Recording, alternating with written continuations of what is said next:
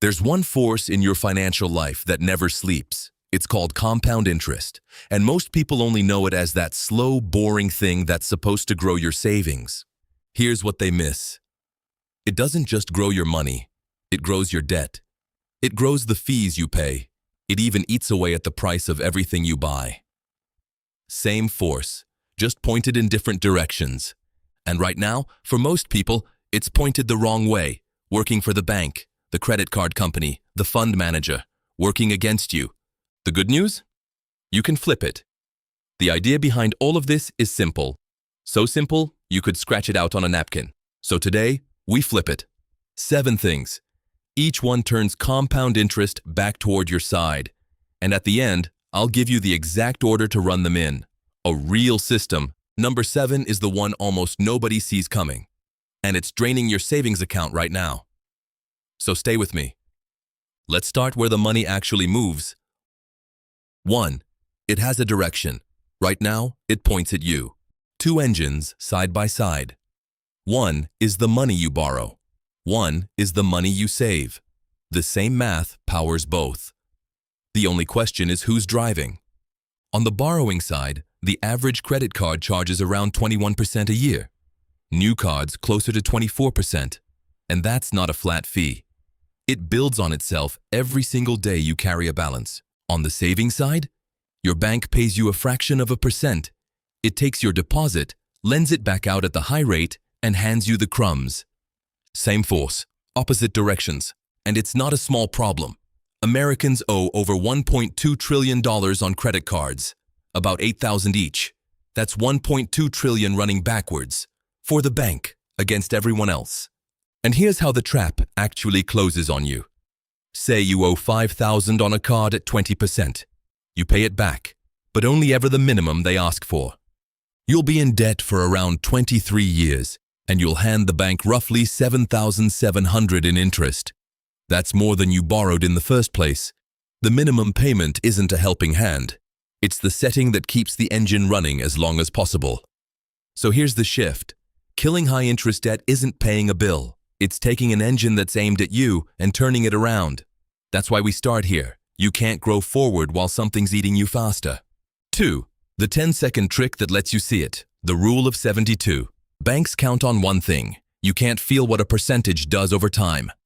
7% sounds harmless. The rule of 72 fixes that. Here's the whole thing. Take 72, divide it by your rate. That's how many years it takes your money to double. 7%? About 10 years. 10%? About 7. That credit card at 24%? 72 divided by 24 is 3. The debt doubles in 3 years if you leave it alone. Now you know why it never seems to move. Now try it on your own savings. 0.5%, 72 divided by 0.5 is 144. 144 years to double your money. You won't be around for it. That's not saving. It's a slow leak with a nice app. 2 bonus versions. Divide 114 by your rate to see how long it takes to triple. 144 to quadruple. And here's why double is the word that matters. Picture your money doubling every 7 years. Over 35 years, that's 5 doublings. $1 becomes 32. Once you can do this in your head, nobody fools you again. You hear a rate, and you instantly know 2 things: how fast it doubles and which way it points. 3. When you start beats how much you put in. This is the big one, and I'll prove it with plain math. No made-up characters. 2 paths. Path A. You invest $6,000 a year for 10 years, say 25 to 35. Then you stop. For good. You just let it grow at 8% until you're 65. Path B. You start 10 years later at 35. But you keep going. $6,000 a year for 30 straight years. Path A puts in $60,000. Path B puts in $180,000, 3 times as much. Who wins? Path A, the one who quit early. At 65, Path A has around $870,000. Path B lands around $680,000. Put in a third of the money, come out ahead, just by starting 10 years sooner. That's the part they're happy for you to miss.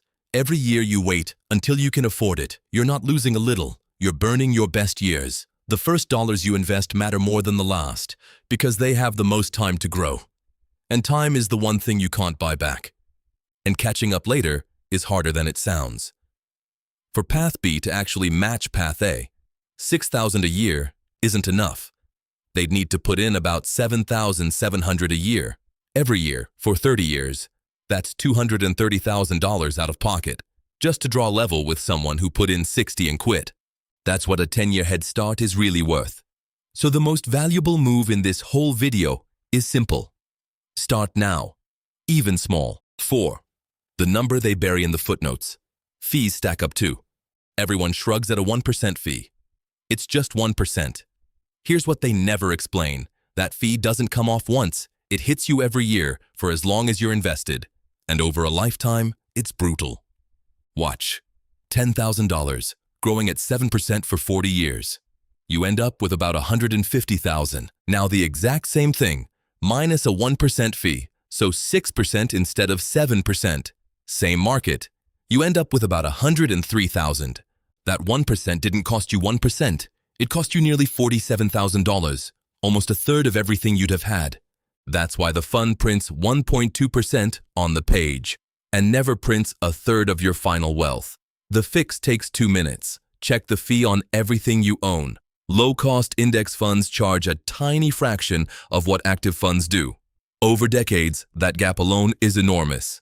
And here's the kicker. You'd think paying more gets you more. It doesn't. Over 15-20 years, the large majority of those expensive funds, often around 9 out of 10, fail to even beat a plain cheap index. So you pay more, and you get less. The boring index quietly wins twice. 5. The switch most people leave off, reinvesting. When you own stocks or index funds, a lot of them pay you dividends, small cash payments, a few times a year. And you've got a choice. Take the cash and spend it, or automatically buy more shares with it. That second option has a name, a DRIP, a dividend reinvestment plan. Sounds boring. It isn't. It might be the biggest hidden lever in the whole market. Here's the proof. Over the last century, roughly 40% of the market's total gains didn't come from prices rising. They came from dividends being reinvested and compounding on top of themselves.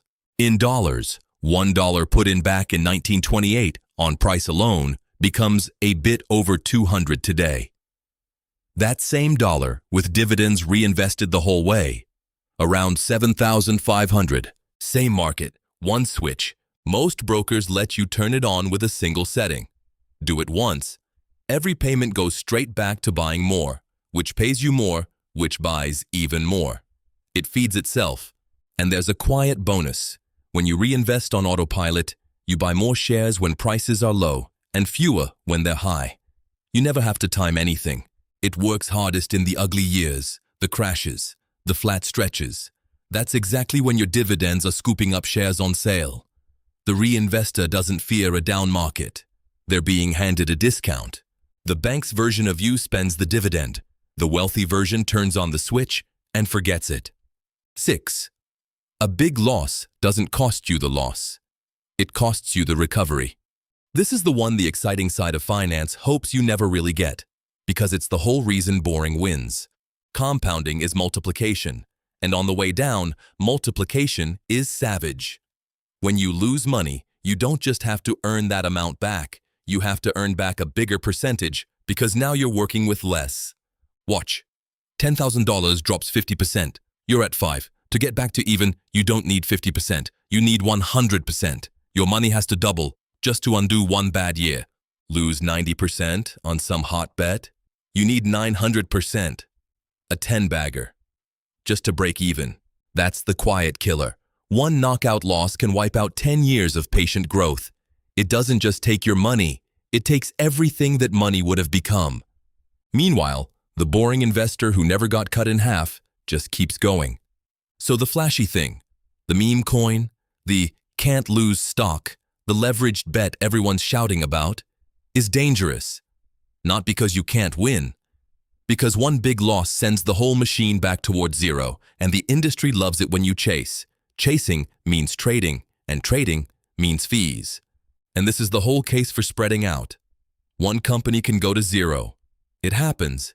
Big names, Household names, gone for good. But 500 companies don't go to zero on the same day. A single bet can wipe you out. A wide basket can't.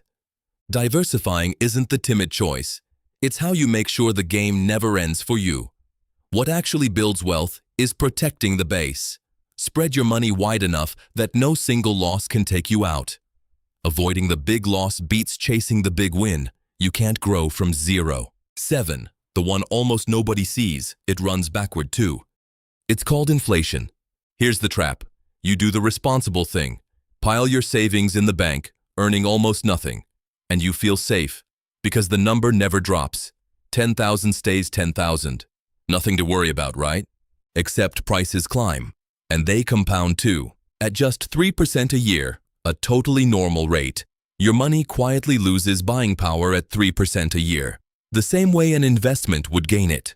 Leave 10,000 in a near-zero account for 20 years with prices rising 3%.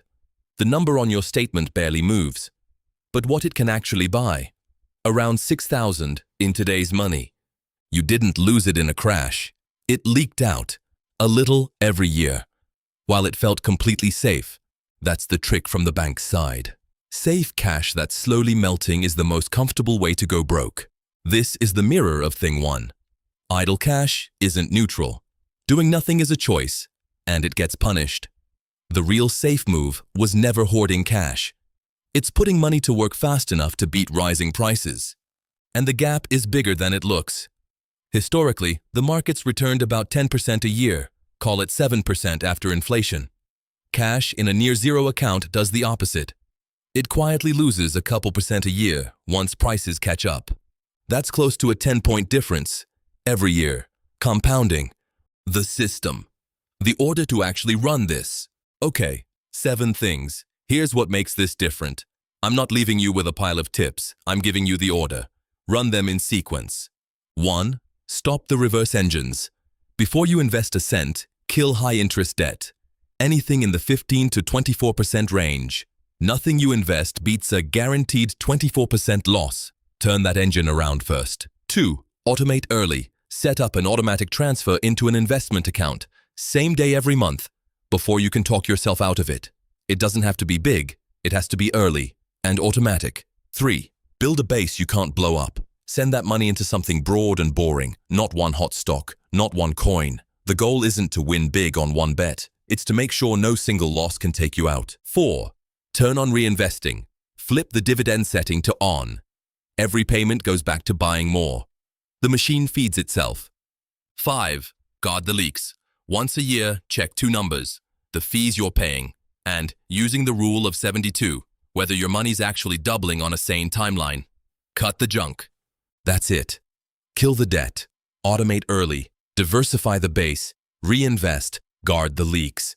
Do those 5 in order, and this force stops working for the bank and starts working for you. Why the first $100,000 is the one that matters. One last thing before you go. There's a well-known idea in investing. The first 100,000 is the hardest. Charlie Munger said as much. Early on, you do most of the work. Your returns are still small, so it's your savings carrying the whole thing. But once you cross 100 grand, the math quietly tips over. Your money starts earning amounts that actually move the needle. Some years, it earns more than you could save in that year. So the goal was never get rich. The goal is to reach that first 100,000 as fast as you reasonably can, because that's the line where it gets easier, not harder. Here's the honest part. Knowing the system and running it are 2 different things. That's why I built the $100,000 Club. Templates to set this up. Challenges to get your accounts live in days, not someday. And trainings that take you from your first dollar to your first 6 figures.